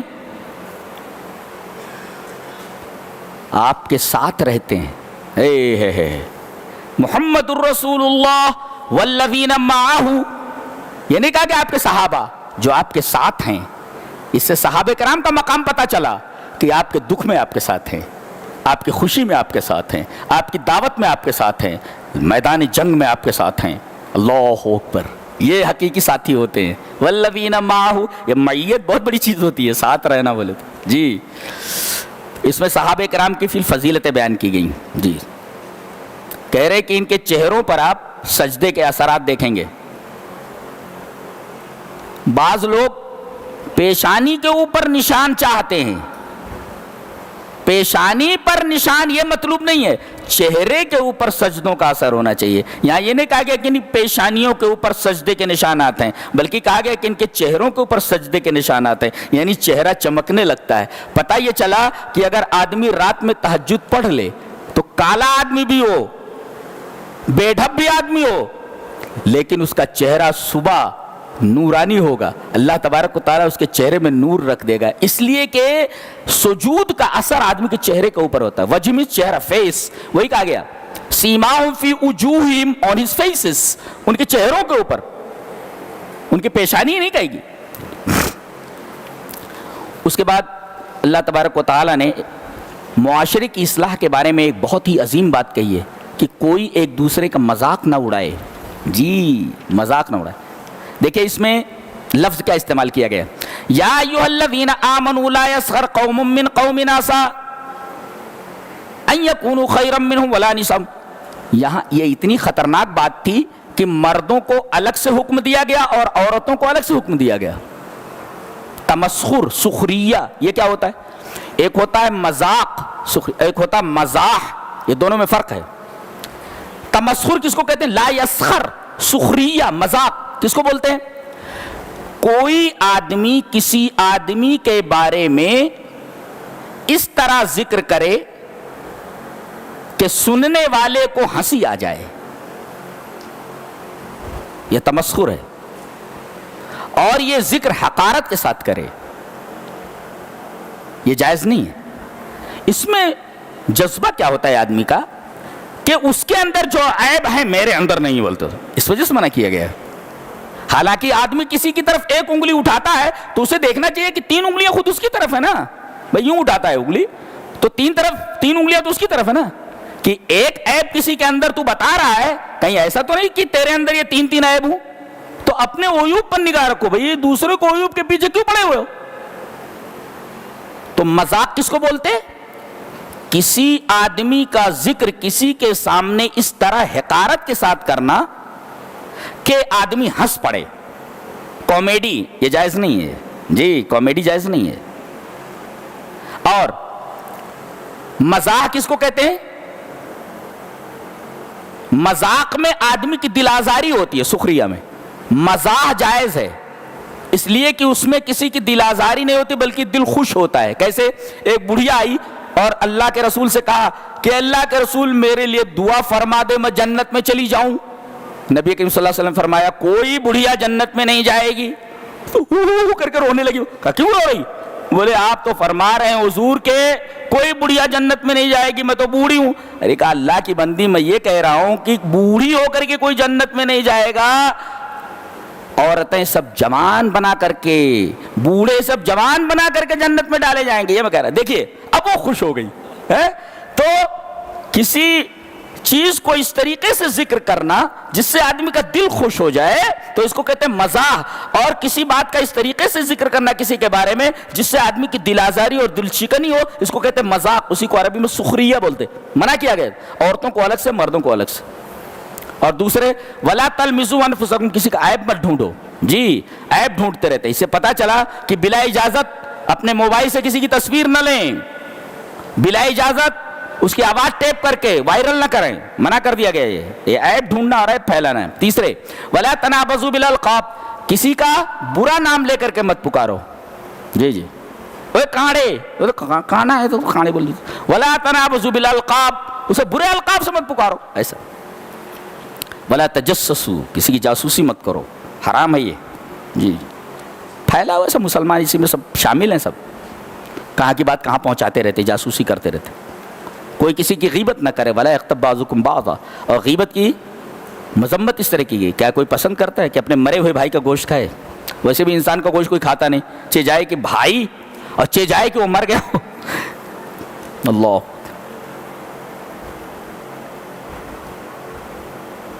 کہتے کہ اعتراض کیا جا رہا ہے کہ بشر یہ رسول کیسے ہو سکتا ہے؟ کہا گیا فقال الکافرون ھذا شیء عجیب، ایک ہوتا عجیب ایک ہوتا عجاب۔ وہ وہاں کہا گیا ہے سورہ سعد میں کہ محمد کا معاملہ عجیب ہے صلی اللہ علیہ وسلم، انہوں نے تمام معبودوں کو ملا کر کے ایک بنا دیا ہے، اجعل الآلہۃ الہا واحدہ، وہ کہتے ہیں ایک ہی معبود ہے۔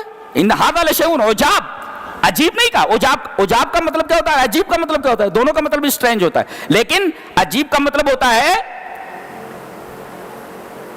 اسٹرینج، عجیب، اور عجاب کا مطلب موسٹ موسٹ موسٹ اسٹرینج۔ یہ یعنی عجاب کے اندر ہوتا ہے ما تجاوز حد العجب، جو تعجب کے تمام حدود کو پار کر جائے۔ ارے اتنی انتہائی تعجب کے بعد تمام معبودوں کو ملا کر ایک بنا، یہاں عجیب کہا گیا وہاں عجاب کہا گیا، تو عجاب اور عجیب کے درمیان یہ فرق ہے۔ اس کے بعد کہا گیا ما یلفظ من قول الا لدیہ رقیب عتید، آدمی جو بھی بات اپنی زبان سے نکالتا ہے اسے لکھ لیا جاتا ہے۔ اللہ اکبر۔ ایک مفسر لکھتا ہے کہ جب اقوال لکھے جا رہے ہیں تو افعال تو بدرجہ اولا لکھے جا رہے ہیں، آدمی کا قول لکھا جا رہا ہے تو آدمی کا فعل تو بدرجہ اولا نوٹ کیا جا رہا ہے، باتیں تک نوٹ کی جا رہی ہیں۔ ایک مفسر اس پر تبصرہ کرتا ہے اس سے پہلے والی آیت پر، وَلَقَدْ خَلَقْنَا الْإِنسَانَ وَنَعْلَمُ مَا تُوَسْوِسُ بِهِ نَفْسُهُ، ہم نے انسان کو پیدا کیا ہے اور اس کے دل میں جو وسوسے، جو خطرات گزرتے ہیں، دل میں جو باتیں آتی ہیں، وسوسے جو آتے ہیں شیطان کی طرف سے، اس کے نفس کی طرف سے، ہم ان وسوسوں سے بھی واقف ہیں، اس کے دل میں جو خیالات گزرتے ہیں ان خیالات سے بھی واقف ہیں۔ اللہ اکبر، یہ اس کے علم کامل کی دلیل ہے۔ انسان کی تخلیق یہ اس کے قدرت کامل کی دلیل ہے، اور وسوسے جو دلوں میں گزرتے ہیں، اب آپ کے دل میں کیا، مجھے کیا معلوم، ایک بات مجھے معلوم نہیں، اور کہتے ہیں زندگی بھر جو وسوسے گزرتے رہتے ہیں ہم ان تمام وسوسوں سے واقف ہیں، اس کا علم کامل دیکھو۔ ایک مفسر یہ کہتا ہے کہ حتی فی خلجات نفسک انت مراقب ولیکن احمد اللہ لست علیہ محاسب، کہ یہاں تک کہ دل کی دھڑکنوں کے اوپر اللہ کی نگاہ ہے، تمہارے دل کی دھڑکنیں بھی جانچی جا رہی ہیں، نگرانی کی جا رہی ہیں، لیکن اللہ کا شکر کرو کہ جانچی تو جا رہی ہیں نگرانی تو کی جا رہی ہے لیکن ان کے اوپر محاسبہ نہیں ہے, اللہ پکڑے گا نہیں. کیوں؟ اس لیے کہ آدمی جب تک کرتا نہیں ہے تو وسوسوں کے اوپر پکڑ نہیں ہوتی, لیکن وسوسوں کے اوپر بھی اللہ تبارک و تعالیٰ کی نگاہ ہے. اللہ کا شکر کرو کہ وسوسوں پر گرفت نہیں ہے تمہاری, لیکن وسوسوں پر اس کی نگاہ ضرور ہے, وہ جانتا ہے تمہارے دل میں کیا ہے. لہذا دل میں برے خیالات لانے سے بھی بچو, اس لیے کہ معلوم ہے کہ میرا بندہ دل میں کون سا خیال لیے ہوئے. اللہ اکبر, اللہ سے حیا آنی چاہیے. نہیں اتنی بڑی بات ہے, کتنی پیاری کتاب ہے. نہیں, دل بھی پاک رکھو, یہاں تک کہ دل میں برے خیالات بھی نہ گزرے. ہے کتنی پاک کتاب ہے. کون بولتا ہے یار کیسی کتاب ہے؟ کتاب کے بارے میں کوئی غلط تبصرہ کرے تو دل دکھ جاتا ہے.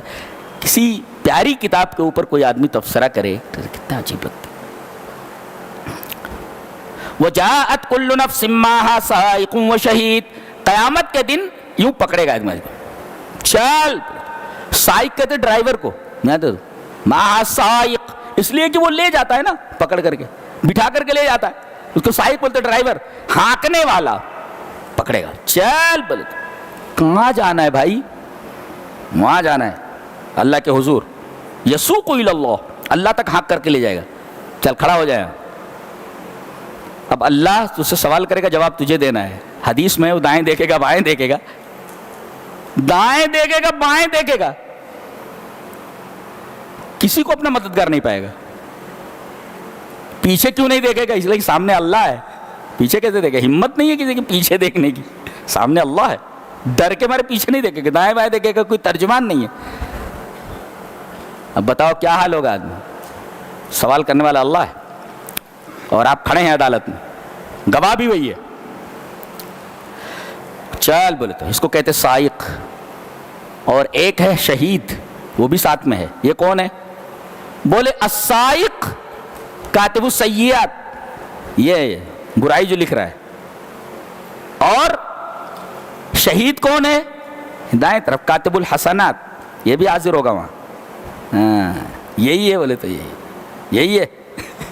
ایک گواہی دینے والا اور ایک پکڑ کر لے جانے والا, برائی لکھنے والا ادھر والا, یہ ہے سائق. اور دائیں طرف کاتب الحسنات, اچھائیوں کو لکھنے والا, یہ ہے شہید. دونوں وہاں موجود ہوں گے. جہنم کتنی بڑی ہے وہ دیکھو. تمام جہنمی جہنم میں ڈال دیے جائیں گے. جنتی اتنے کم ہوں گے کہ جنت نہیں بھرے گی, اور جہنم اتنی بڑی ہے کہ تمام جہنمیوں کو ڈالنے کے بعد بھی جہنم نہیں بھرے گی. اور اللہ نے دونوں کو بھرنے کا وعدہ کیا, تو جنت میں ڈالنے کے لیے, اس کو بھرنے کے لیے اللہ دوسری مخلوق پیدا کرے گا. اس طرح جنت بھر جائے گی. ان سب سے جنت نہیں بھرے گی, اتنی بڑی ہے جی. اور جہنم بھی نہیں بھرے گی. تمام کے تمام جہنمی جہنم میں ڈال دیے جائیں گے. جہنم بولے گی وَيَوْمَ نَقُولُ لِجَهَنَّمَ هَلِ امْتَلَأْتِ, ہم جہنم سے پوچھیں گے بھر گئی؟ هَلِ امْتَلَأْتِ, بھر گئی؟ تو بولے گی وَتَقُولُ هَلْ مِن مَزِيدٍ, کیا کوئی اور بھی ہے؟ کیا کوئی اور بھی ہے؟ پیٹ نہیں بھرا ابھی میرا, کیا کوئی اور بھی ہے؟ جتنے بدماش اور جتنے نافرمان تھے سب آ گئے, لیکن میرا پیٹ نہیں بھرا ابھی, اور چاہیے. هَلْ مِن مَزِيدٍ, کیا کوئی اور بھی ہے؟ اب کوئی ہے یہ نہیں ہے. تو اللہ دوسری مخلوق نہیں پیدا کرے گا, اس لیے کہ کسی مخلوق کو پیدا کر کے سزا دینا بے گناہ یہ اللہ کے رحم کے خلاف ہے. لہذا وہ اپنا پیر ڈالے گا جہنم میں. اللہ پیر ہے اس کے, پتہ نہیں کیسا ہے, پیر ڈالے گا جہنم سمٹ جائے گی جی. اس طرح جہنم بھر جائے گی. اور جنت کو بھرنے کے لیے ایک دوسری مخلوق پیدا کرے گا, پتہ نہیں کون ہوں گے وہ, ان سے جنت بھر دی جائے گی. اس جنت کا وعدہ کس سے کیا گیا ہے؟ جو اواب حفیظ ہوگا اور جو قلب منیب لے کر کے آئے. اسے سمجھو اچھی طرح. یہ اواب حفیظ کون ہے؟ کہ اگر آدمی یہ اواب حفیظ بن جائے تو جنت مل جائے گی اس کو. ایک مفسر کہہ رہے ہیں کہ الا انبئوک بالاواب الحفیظ, میں تمہیں نہ بتا دوں کہ اواب حفیظ کس کو بولتے ہیں, جس کے بارے میں جنت کا وعدہ کیا گیا. کہا کہ اواب حفیظ کون ہے؟ هو الرجل الذي يذكر ذنبه اذا خلا فيستغفر الله. وہ آدمی اواب حفیظ ہے کہ جب تنہائی میں ہو, اکیلا ہوا, کوئی آس پاس نہیں ہے, تو اپنے گناہوں کو یاد کر کے رو پڑے اور اللہ تبارک و تعالیٰ سے اپنے گناہوں کی معافی مانگے، ایسا آدمی اواب حفیظ ہے۔ لہذا اگر جنت چاہیے تو یہ کام کیجئے۔ گناہ ہونا یہ اہم نہیں ہے، گناہ کے بعد توبہ نہ کرنا یہ بہت اہم بات ہے۔ تو تنہائی میں ہو تو اللہ تبارک و تعالیٰ کے ڈر سے اپنے گناہوں کو یاد کر کے معافی مانگو، استغفار کرو، تو اواب حفیظ ہیں آپ۔ وہ آدمی جو اللہ کا ذکر کرے، اللہ کو یاد کر کے تنہائی میں روئے اور اپنے گناہوں کی معافی مانگے، وہ اواب حفیظ ہے۔ اچھا، ایک ہوتا ہے قلب سلیم اور ایک ہوتا ہے قلب منیب۔ تو قلب سلیم اور قلب منیب یہ دونوں میں کیا فرق ہے؟ ایک منیب دل ہوتا ہے اور ایک سلیم دل ہوتا ہے۔